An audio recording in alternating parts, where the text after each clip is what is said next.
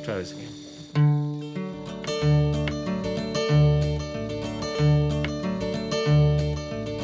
I heard about a place called heaven, place of rest and beauty rare. Heard about how Jesus made a way his people could go there. To me, one of the interesting things about the Crooked Road, it's 330 miles long. Well, it spans two fairly distinct regions, the Blue Ridge and the Coalfields region. And the geology there, the peaks are much sharper, the valleys are much narrower.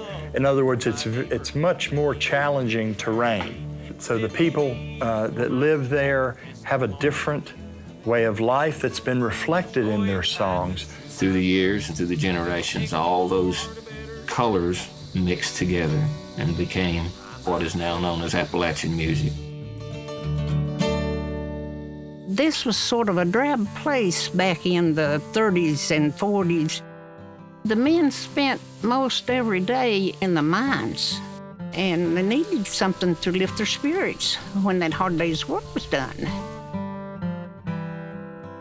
Dad was a coal miner and worked his fingers to the bone to try to raise us 5 kids of all of our little gang, and he raised us up. And I know there's a lot of times he went out of the morning that he didn't want to go. A lot of the songs he wrote were down in the mines. And I tried to imagine what it was like and how in the world you could write a song about heaven in probably one of the most hellish places on earth, and that would be deep, deep down under the ground. When I was just a lad of 10, my father said to me, "Don't follow me into the mines.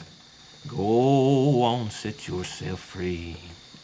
But this is a letter that one of the gentlemen wrote that was in a mine explosion, and one of his buddies brought it out and gave it to his wife. Through sweat and blood and pain and mud, I labored like a beast, and I wallered in the toil and strain, and reveled with a young man's ease. It says, it's 25 minutes after 2. There is a few of us alive yet. Jake and Albert, oh God, for one more breath. Ellen, remember me as long as you live. Goodbye, darling. There's another man waits in line. And for now, my own voice says to me, a miner he will be. I hear the echo of my father's words. Go on, set yourself free.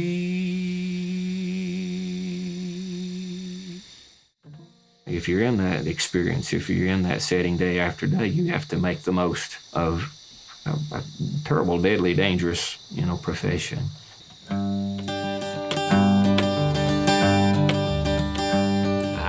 So Daddy sung, and Daddy sung, and he sung everywhere he went. He sung in the dinner hole when they eat. He sung on the man trip when they was going back in there. He sung in the showers whenever they got ready to go home, because he had joy in his heart. He turned these negative things upside down and made positives out of them, and made the most of the situation. So, yeah, it has been a hard scrabble life here, and we have had to struggle. But this land is something that we claim is ours. It's something that is connected to you in a mighty big way, and I guess that's why our people stay here. It's all about love. That's the bottom line. The love of family, the love of place. There's nothing like it.